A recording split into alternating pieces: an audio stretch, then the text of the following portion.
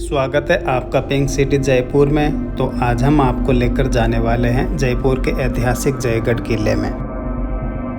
वैसे तो राजस्थान की राजधानी पिंक सिटी के नाम से विख्यात जयपुर में कई सारे किले और महल आपको देखने को मिल जाएंगे, लेकिन जयपुर का जयगढ़ किला इन सब किलों में से अलग है।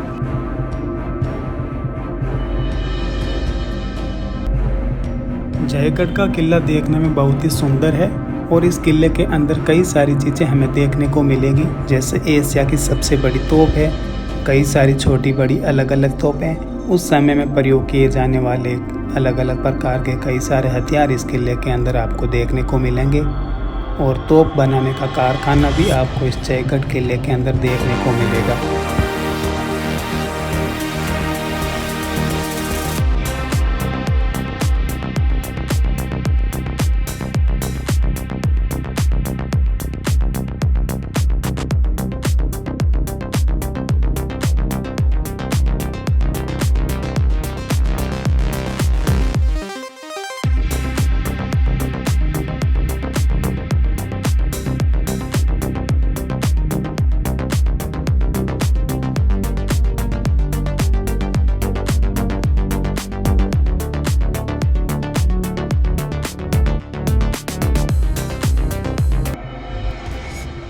तो आइए चलते हैं ऐतिहासिक जयगढ़ किले को देखने के लिए। जयगढ़ किले पर जाने के लिए दो रास्ते बनाए गए हैं। एक तो ये रास्ता जिस रास्ते से अभी हम चल रहे हैं, और दूसरा रास्ता है जो कि आमेर किले की ओर से सीधा इस किले के अंदर आता है। जयगढ़ का किला देखने में बहुत ही सुंदर है और इनको देखने के लिए हर साल लाखों की संख्या में पर्यटक आते रहते हैं। जयगढ़ का किला 400 साल से भी पुराना है और इस किले की नींव 16वीं सदी में मिर्जा राजा मानसिंह ने रखी थी। बाद में सन 1726 में जय सिंह द्वितीय ने इस किले को पूरा बनवाया, इसलिए इस किले का नाम जयगढ़ रखा गया है और इस जयगढ़ किले को विक्ट्री फोर्ट के नाम से भी जाना जाता है।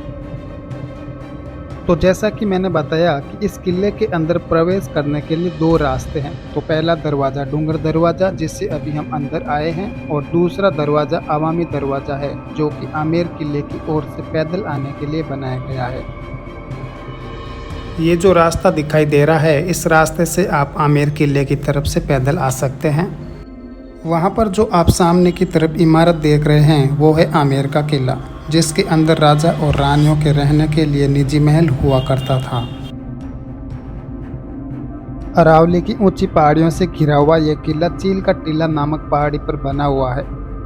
आमेर किले से लगभग 400 मीटर की ऊंचाई पर बना यह किला कुल मिलाकर 3 किलोमीटर के क्षेत्र में फैला हुआ है। वैसे तो इस किले का निर्माण विशेष रूप से मानसिंह ने अपनी रियासतों से जो धन संपत्ति इकट्ठी की थी उसको छुपाने के लिए इस किले का निर्माण शुरू करवाया था, लेकिन आमेर किले की सुरक्षा को ध्यान में रखते हुए बनाए गए इस जयगढ़ किले को राजा की सेना युद्ध अभ्यास करने के लिए भी प्रयोग में लिया करती थी। और इस किले को बनाने का एक कारण यह भी था कि अगर कोई युद्ध की अकस्मात स्थिति बन जाए तो राजा आमेर किले से इस किले में आकर सुरक्षित रह सके। इस किले के चारों ओर में जो ये दीवार है वहाँ पर कुल मिलाकर 27 चेक पोस्ट बनाए गए हैं। और ये जो आपको इस किले की दीवार पर एक बना हुआ वॉच टावर दिखाई दे रहा है, इसको दिया बुर्ज कहा जाता है। और इसके ऊपर जो आपको ये झंडा दिखाई दे रहा है, ये जयपुर राज्य का पुराना झंडा है। तो जब भी यहाँ पर कोई युद्ध की स्थिति बनती थी तो इस दिया बुर्ज के ऊपर ढोल नगाड़े बजाकर इन चेक पोस्ट पर खड़े सैनिकों को संकेत दिया जाता था। इस दिया बुर्ज के ऊपर जो ये झंडा दिखाई दे रहा है, ये 5 रंग का है।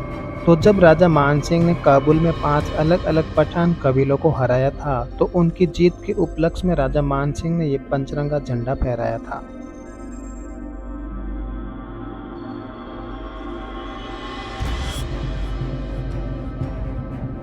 तो आइए अब चलते हैं इस किले में आपको सबसे प्रमुख आकर्षण का केंद्र दिखाता हूँ।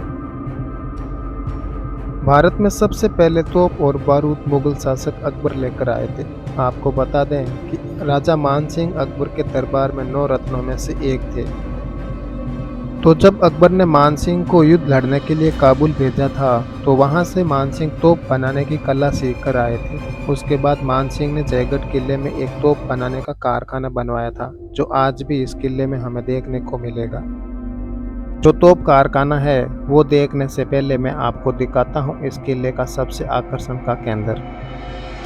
तो दोस्तों यह है इस जयगढ़ किले का मुख्य आकर्षण, जिसका नाम है जयवाण तोप।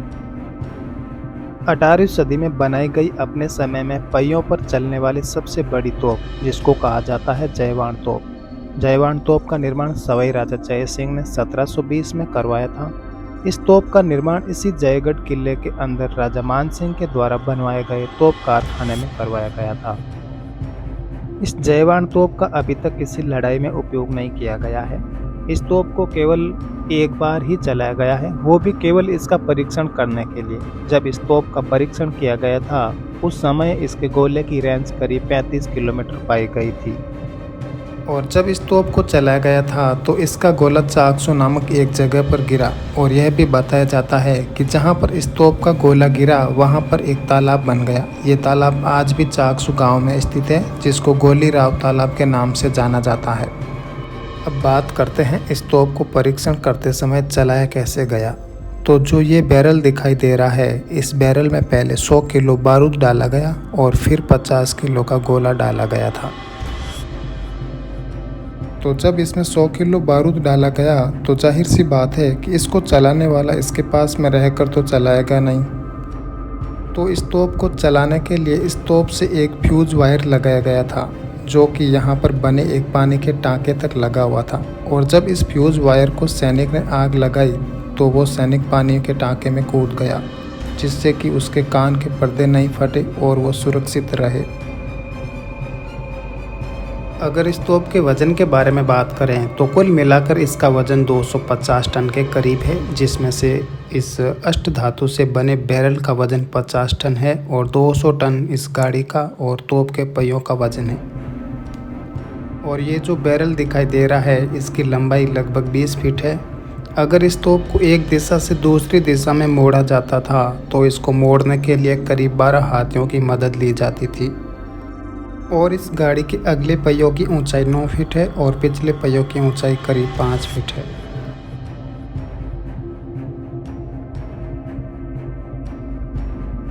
ये जो सामने की ओर आपको तालाब नज़र आ रहा है ये मानसागर तालाब है, और बीच में जो आपको इमारत दिखाई दे रही है वह जल महल है। और ये जो सामने आपको एक नहर दिखाई दे रही है, इसमें इन अरावली की ऊंची पहाड़ियों से बारिश का पानी आता है, जो कि इस किले के अंदर बने टाँकों में संग्रहित होता था।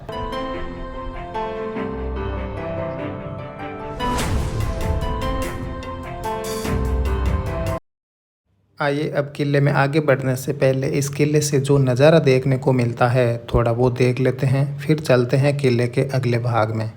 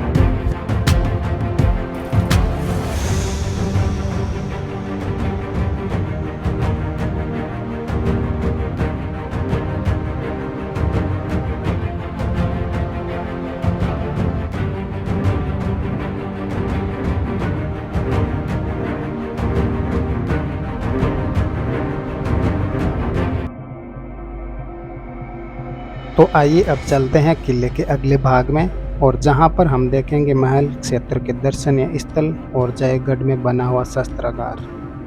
आइए अब आपको यहाँ का शस्त्रागार दिखाता हूँ।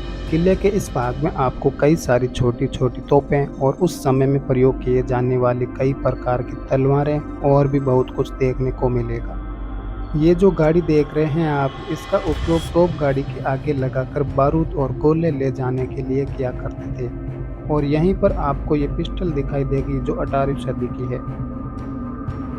यहाँ पर जो ये तोप है इसको कहा जाता है बदली तोप और इसके ऊपर 2 वाद्य यंत्र लगा रखे हैं। इनका उपयोग लड़ाई के समय में सैनिकों को संकेत देने के लिए किया जाता था। यहाँ पर आप देखेंगे ढालें और चेहरे और हाथ के सुरक्षा कवच जो कि लोहे के बनाए गए हैं और कटार भी यहाँ दर्शाई गई है जिसको कमर में छुपा कर रखा जाता था।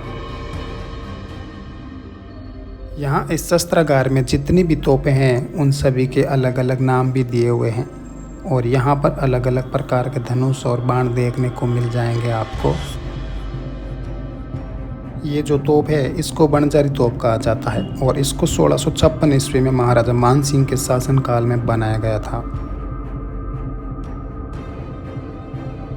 यहाँ पर देखिए 2 और तोपें देखने को मिलेगी जिसमें दाईं वाली तोप को शेर जंग और बाईं ओर की जो तोप है उनको रणचंडी के नाम से जाना जाता है।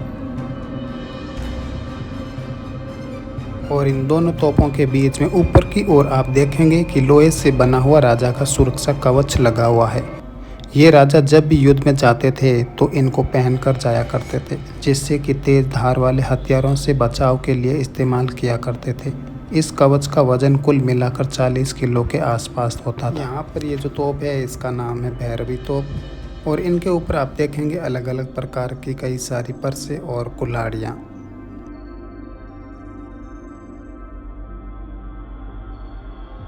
यहाँ पर देखिए 2 और तोपें लगा रखी है। जो दाईं ओर की तोप है उसे माधुरी तोप कहते हैं और बाईं वाली को नाहरमुखी तोप कहा जाता है। और इनके ऊपर आप देखेंगे उस जमाने की कई सारी बंदूकें जो कि लड़ाई में उपयोग की जाती थी। यहाँ पर जो तोप है इसको नागिन तोप कहा जाता है। इसको 1830 में महाराजा ईश्वर सिंह के शासनकाल में बनवाया था और इनके ऊपर अलग अलग प्रकार की कई सारी तलवारें लगाई हुई है जो कि आप देख सकते हैं। और यहाँ पर है अभी तक जितने भी हमने हथियार देखे हैं उन सभी को साफ करने वाले औजार और तोपों में बारूद भरने वाले औजार रखे हैं। यहाँ पर आपको अलग अलग प्रकार के तोपों के गोले देखने को मिलेंगे और ये जो सबसे बड़ा वाला गोला है ये है जयवाण तोप का गोला जिसका वेट 50 किलो का है। और यहाँ पर कई सारे तीर भी लगा रखे हैं जिनका उपयोग लड़ाई में गर्दन और बाजू काटने के लिए किया जाता था। यहाँ पर ये जो गाड़ी है इसमें बैलों को बांध दिया जाता था और छोटी तोपों को एक स्थान से दूसरे स्थान पर ले जाने के लिए इस तरह की गाड़ियों का उपयोग किया जाता था। यहाँ पर आपको बारूद जांच करने की मशीन और उस जमाने के टाइम बम भी देखने को मिलेंगे।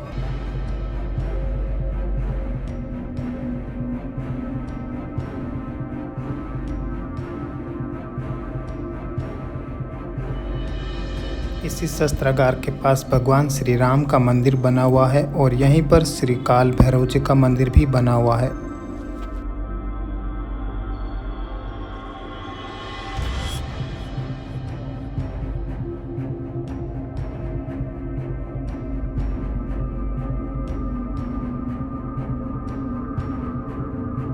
इस शस्त्रागार कक्ष के सामने वाले कक्ष में सवाई मानसिंह द्वितीय और सवाई भवानी सिंह के समय का एक म्यूजियम भी बनाया गया है जिसको आप देख सकते हैं।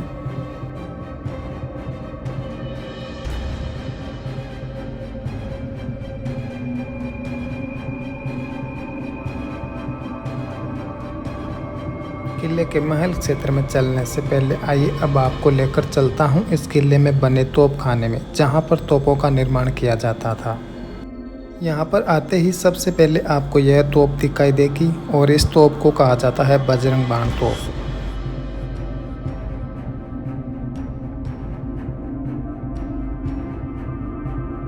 इस बजरंग बाण तोप के आसपास में और भी कई सारी तोपें रखी गई है जिसको आप देख सकते हैं।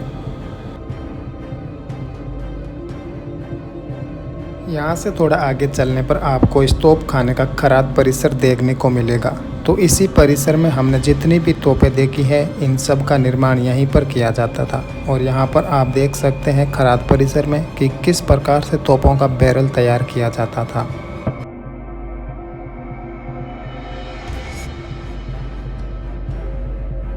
यहाँ देखिए एक और तोप लगा रखी है। ये तोप इस किले के अंदर बने महल के मुख्य प्रवेश द्वार पर लगा रखी है। तो आइए अब चलते हैं इस किले में महल क्षेत्र की ओर। अभी हम किले के जिस हिस्से में आए हैं इसको कहा जाता है सुपट निवास।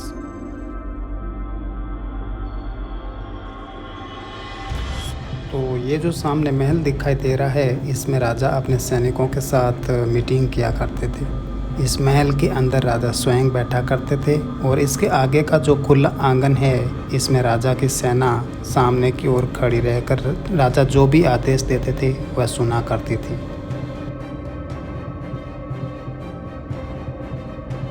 अभी यहाँ इस सुपट महल के अंदर आपको उस समय की कुछ प्राचीन वस्तुएं देखने को मिलेगी। तो आइए और पास में चलकर देखते हैं। यहाँ पर आपको 16वीं शताब्दी में बनाए गए तांबे के नगाड़े भी इस सुपट महल के अंदर देखने को मिलेंगे।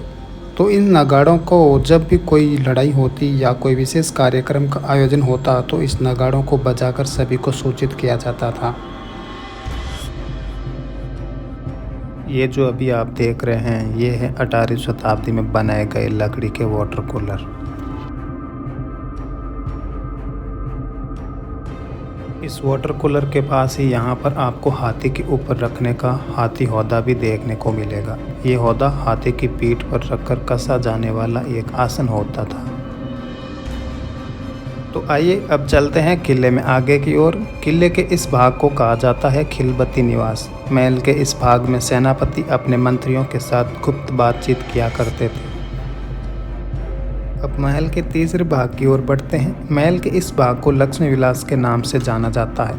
तो ये है लक्ष्मी विलास और ये राजा के रहने का निवास स्थान हुआ करता था। यहाँ इस लक्ष्मी विलास में राजा का बेडरूम बना हुआ है। यहाँ पर आप देखिए अंदर की ओर गद्दे भी लगे हुए हैं। तो यहाँ अंदर की ओर राजा बैठा करते थे और जो सामने में खुला आंगन है यहाँ पर अलग अलग कई सारे उस जमाने में मनोरंजन के कार्यक्रम आयोजित किए जाते थे।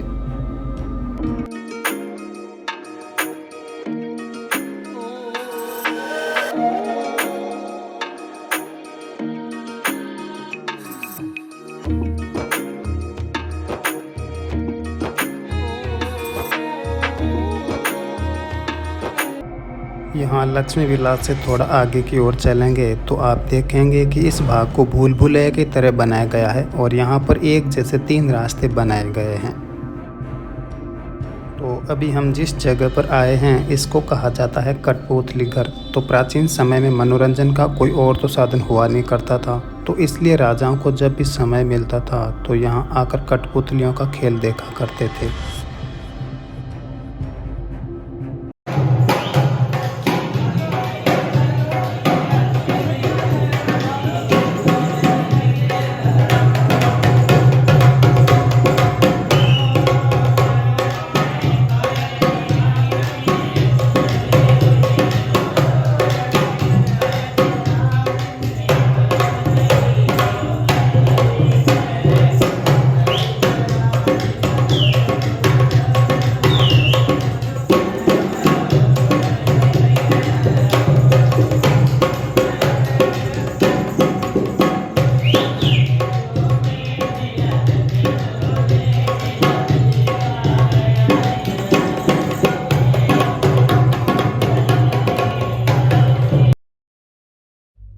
आइए अब आपको मिर्जा राजा जय सिंह के समय में 17वीं शताब्दी में बनाई गई महाराजाओं की भोजनशाला दिखाता हूँ। तो किले के इस भाग में बैठकर महाराजा भोजन ग्रहण किया करते थे। ये देखिए 17वीं शताब्दी में आमेर की जीवन शैली को प्रस्तुत करते हुए राजा और उनके सरदारों को पारंपरिक वेशभूषा में यहाँ दर्शाया गया है।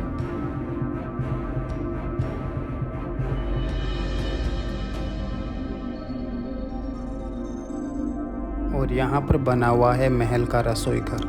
ठीक रसोई घर के सामने की ओर है महारानियों की भोजनशाला। इसमें आप देखेंगे कि महारानियों को पूरी राजपूती वेशभूषा में दर्शाया गया है।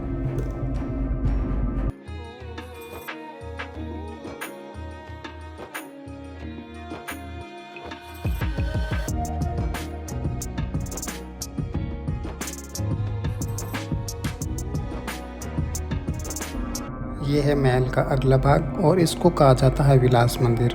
इस विलास मंदिर को महारानियों के निवास के लिए बनवाया था। आइए अब चलते हैं किले के अगले हिस्से में। यहाँ पर ये जो इमारत है इसको कहा जाता है आराम मंदिर। तो इस आराम मंदिर में राजा आराम किया करते थे। इस आराम मंदिर के सामने की ओर एक गार्डन बना हुआ है। ये गार्डन 4 बाग प्रणाली से बनाया गया है। गार्डन के अंदर ये जो सामने की ओर में आपको 3 दरवाजे दिखाई दे रहे हैं, इनको महाराजा मानसिंह द्वितीय ने वर्ष 1940 में खुलवाए थे। इससे पहले ये दरवाजे बंद हुआ करते थे। यहाँ से एक बार फिर आप आमेर किला आसानी से देख सकते हैं और यहाँ से बहुत ही खूबसूरत नज़ारा दिखाई देता है। अभी शाम का समय है तो और भी खूबसूरत नज़र आता है यहाँ का दृश्य।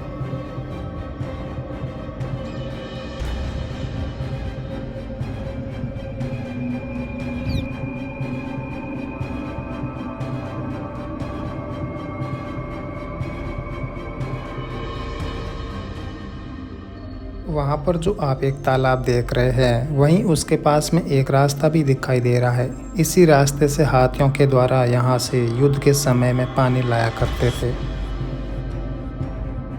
तो दोस्तों, ये था जयपुर का ऐतिहासिक जयगढ़ किला। अगर आपको मेरे साथ जयगढ़ किला घूमकर अच्छा लगा हो तो वीडियो को लाइक और शेयर करना मत भूलिएगा, जिससे कि मुझे ऐसे ही वीडियो बनाने की प्रेरणा मिलती रहे। और आप मेरे चैनल पर पहली बार आए हैं तो चैनल को सब्सक्राइब ज़रूर कीजिए। आपका बहुत बहुत धन्यवाद। आपका दिन शुभ रहे।